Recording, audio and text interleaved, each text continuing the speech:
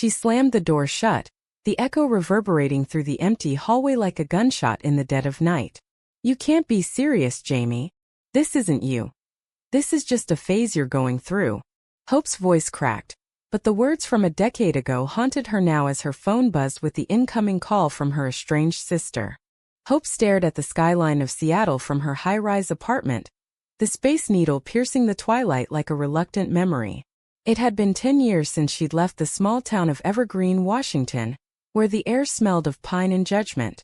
Back then she was Hopandra, the golden child of a devout family, the one who followed the rules etched in stone by their parents. But now at 35 she was just Hope, successful marketing executive, single and profoundly alone. The city lights blurred as tears welled up, unbidden, triggered by the voicemail she'd just listened to. Hope, it's Jamie. I need to talk to you. In person. Please call me back. Her sister's voice was steady, but there was an undercurrent of something raw, something that pulled at the frayed threads of Hope's guilt. Jamie was 25 now, no longer the awkward teenager Hope had tried to mold into the perfect daughter. The memory flooded back. The summer of 2016, when Jamie had confessed her crush on a girl from school. Hope, panicked and parroting their parents' beliefs, had dragged her to church counseling sessions, whispering that it was a sin, a confusion that needed fixing. We'll pray it away, she'd said, her voice laced with false conviction. But Jamie had run away that fall, cutting ties with the family, and Hope had buried the shame under layers of ambition and denial. The next morning Hope boarded a flight to Portland, where Jamie now lived. The Pacific Northwest rain pattered against the plane window, mirroring her turbulent thoughts. Why now? What could Jamie possibly want after all this silence? As the plane descended, Hope's mind raced through scenarios. Maybe Jamie was in trouble, or perhaps she needed money. But deep down she knew it was about the past, the one she tried to outrun. Jamie met her at the airport, looking every bit the confident young woman Hope had never allowed her to be. Her hair was cropped short, dyed a vibrant auburn, and she wore a leather jacket over a graphic tee that read "Love Wins." They hugged awkwardly, the embrace stiff with unspoken history. Thanks for coming, Jamie said, her eyes searching Hope's face. I didn't think you would. They drove to Jamie's cozy apartment in the Pearl District, a neighborhood buzzing with art galleries and craft breweries. Inside, the space was warm, filled with plants and bookshelves crammed with queer literature. Audre Lorde, Alison Bechdel. Hope felt a pang of envy mixed with discomfort. Nice place, she muttered, setting down her bag. Over coffee, Jamie didn't waste time. I'm getting married, Hope. To a woman. Her name is Riley. The words hung in the air like smoke from a distant fire. Hope's cup trembled in her hand. Married? To a woman? The revelation hit like a wave, dredging up the silt of old prejudices. But Jamie continued, her voice gaining strength. I want you there, but first we need to talk about what happened. You tried to fix me, sis. You and Mom and Dad. It broke me. Hope's defenses crumbled. I was wrong, Jamie. I was so wrong. I was scared for you, for us. The church, the town. It was all I knew. Tears streamed down her face as she recounted the night she'd lain awake, regretting her words. But Jamie wasn't ready for easy forgiveness. Scared? You humiliated me. You made me feel like a monster. The argument escalated, voices rising in the small kitchen, echoing the drama of their youth. As the sun set over the Willamette River, they sat on the balcony, exhausted. Jamie shared stories of her life post-runaway. Hitchhiking to Portland, finding a community at a LGBTQ+ center, meeting Riley, a fierce environmental lawyer with a laugh that could light up the darkest room. Riley was everything Jamie needed. Supportive, passionate, unapologetically herself. Hope listened, a mix of sorrow and budding admiration stirring within her. For the first time she saw her sister not as a problem to solve, but as a person in love. That night, Hope lay on the pull-out couch staring at the ceiling. The drama of their reunion was just beginning, but already cracks were forming in her carefully constructed facade. She thought of her own life. Endless dates with men that went nowhere. A nagging emptiness she couldn't name. Was it possible she'd been running from her own truths? The question lingered as sleep finally claimed her, dreams filled with fragmented memories of evergreen. The following days blurred into a whirlwind of tentative reconciliation. Jamie took Hope to her favorite spots. Powell's Books, where they browsed sections on feminism and identity. A hike in Forest Park, where the misty trails offered space for honest conversation. "I forgave you a long time ago," Jamie admitted during one walk. "But I needed you to understand the pain." Hope nodded, sharing her own regrets. How she distanced herself from their parents after realizing the toxicity of their views. Their father had passed away 5 years ago, unrepentant. Their mother lived in isolation, clinging to outdated beliefs. Yet, beneath the surface, tension simmered. Hope met Riley over dinner at a trendy farm-to-table restaurant. Riley was tall, with piercing green eyes and a tattoo of a phoenix on her arm. Symbolizing rebirth, she explained. The chemistry between Jamie and Riley was palpable. Stolen glances, gentle touches that spoke of deep affection. Hope felt a twinge of something unfamiliar, jealousy? Longing. It unsettled her. As they laughed over shared plates of artisanal cheese and local wine, Riley turned to Hope. "Jamie's told me about you. It takes guts to come here and face this." Her words were kind but probing. Hope forced a smile, but inside doubts swirled. Was she truly changed? Or was this just another performance? The first crack appeared when Jamie revealed she'd invited their mother to the wedding. "She needs to see this, Hope. See us happy." Hope exploded. "Are you kidding? After everything she did? She's the reason I..." She trailed off, the words catching in her throat. The argument reignited old wounds. Jamie accusing Hope of hypocrisy. "You were just like her back then." The night ended in slammed doors and silent tears. In the quiet aftermath, Hope wandered the streets of Portland, the rain soaking her coat. She stopped at a queer bar, drawn by the pulsing music and rainbow flags. Inside, women danced freely, couples kissed without fear. For the first time, Hope allowed herself to imagine a different life. One where love wasn't confined by expectations. A woman at the bar struck up a conversation, her smile warm and inviting. "First time?" she asked. Hope nodded, heart pounding. The encounter was brief, innocent, but it planted a seed of possibility. Returning to the apartment, Hope found Jamie waiting. "I'm sorry," they said in unison, laughing through tears. They talked until dawn, unraveling the knots of their shared history. Jamie shared letters she'd written but never sent, pouring out her hurt and eventual healing. Hope confessed her own struggles with identity, admitting that her attempts to fix Jamie had been a projection of her fears.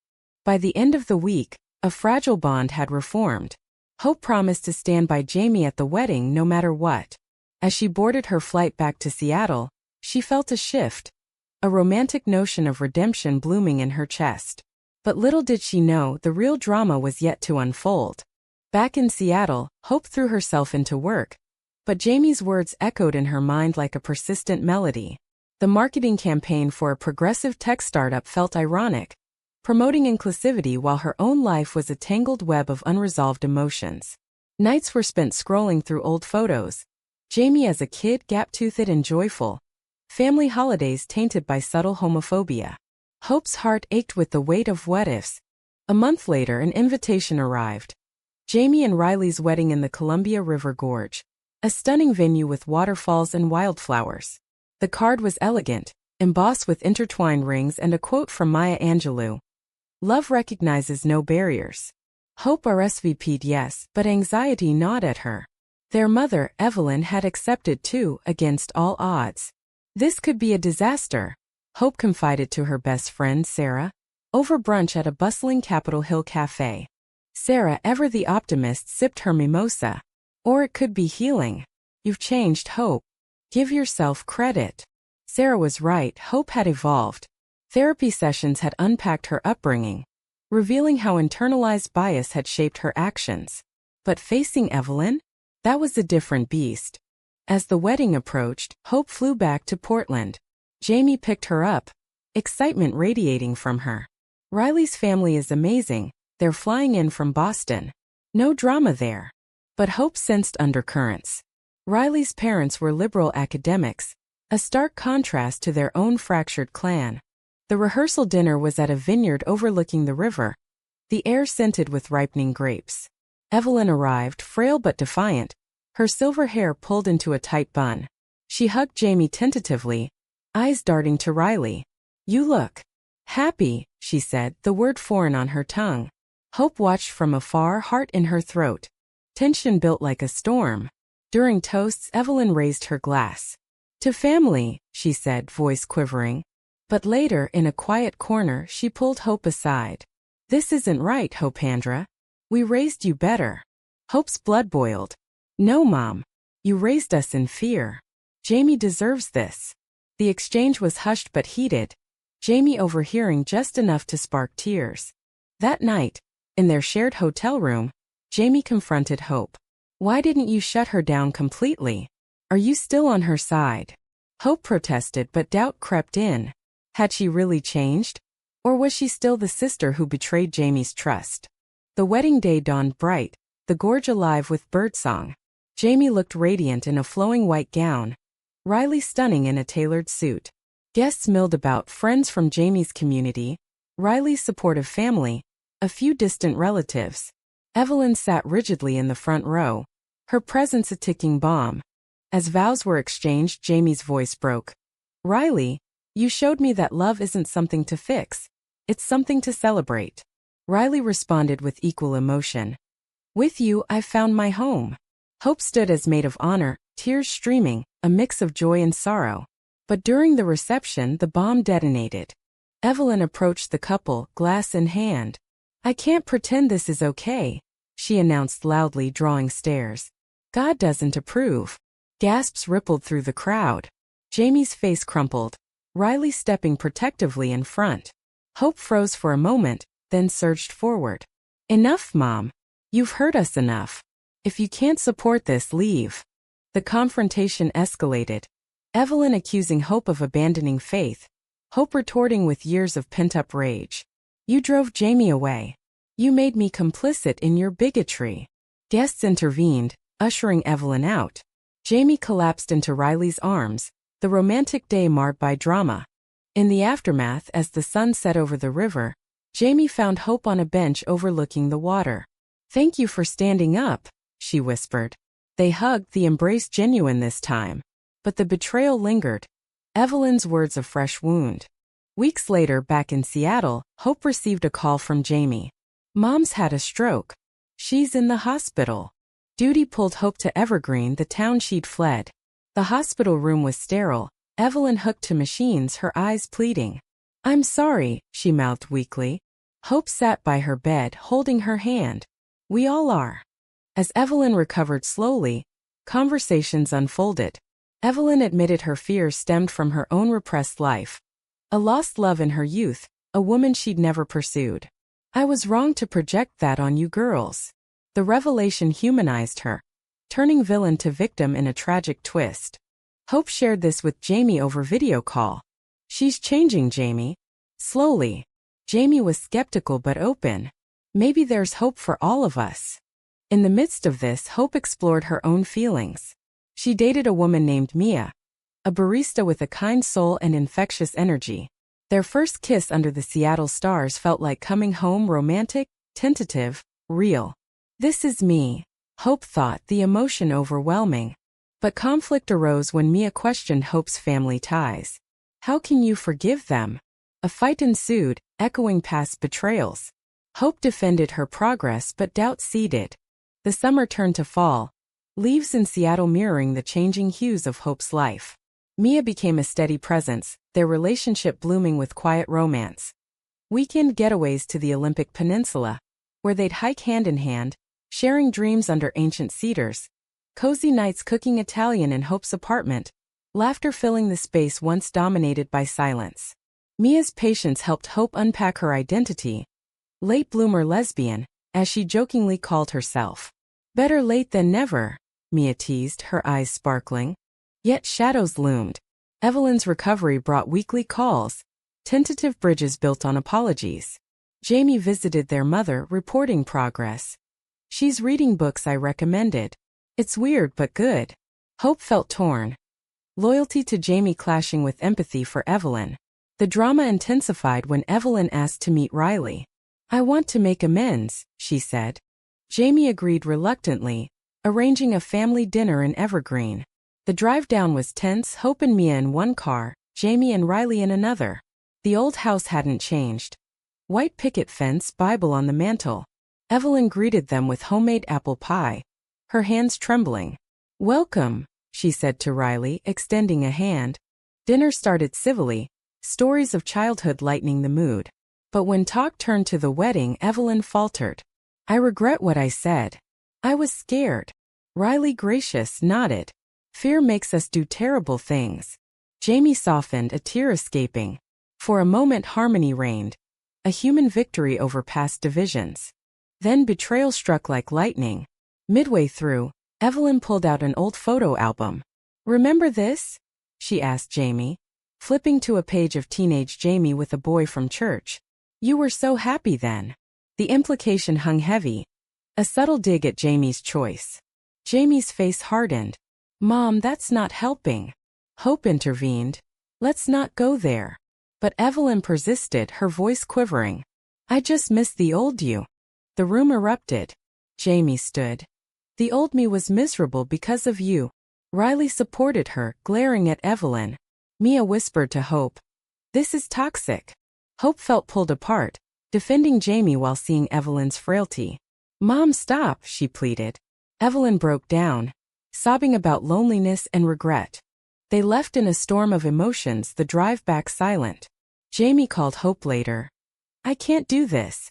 She's not really changed." Hope agreed, but guilt gnawed. Mia, sensing the strain, confronted her. "You're enabling her, Hope. It's hurting Jamie. And us."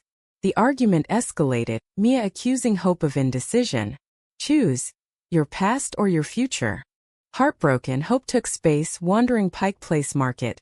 The bustle a distraction from inner turmoil. She reflected on her journey.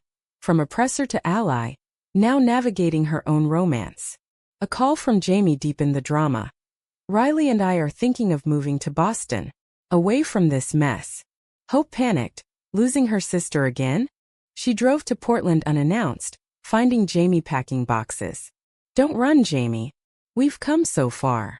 Tears flowed as they talked, Jamie admitting fear of more hurt. "You stood up at the wedding, but with Mom. It's like you're torn." Hope confessed her struggles. "I'm learning too. Mia's helping me see that." The sisters spent the night reminiscing, laughter mixing with sobs. Jamie unpacked a box, deciding to stay. "For us," she said. But the reconciliation was bittersweet. Riley wary, the family fracture still visible. Back home, Hope reconciled with Mia over a romantic picnic in Discovery Park. The Puget Sound glistening. "I'm committed to change," Hope promised. Mia smiled. "Then let's build something real." Their kiss sealed it, a beacon of hope amid chaos. Yet high drama awaited. Evelyn suffered a setback, hospitalized again. Hope rushed to her side, finding her mother reading a book on LGBTQ+ history. "I'm trying, Hopandra." Moved, Hope shared her relationship with Mia. Evelyn's eyes widened, then softened. "Love is love, I suppose." It was a small step but profound. Jamie joined them, the three women in one room. A tableau of tentative healing. Conversations flowed, apologies deepened. Evelyn admitted her own lost love. A college friend named Clara, suppressed for societal norms. "I envied your freedom," she told Jamie. The revelation humanized the past, turning pain into understanding. As winter approached, Hope felt a shift. Her romance with Mia deepened. Weekend visits to Portland strengthening sisterly bonds. Riley organized a group therapy session, where raw emotions surfaced. Betrayal aired, forgiveness sought. It was messy, dramatic, but cathartic.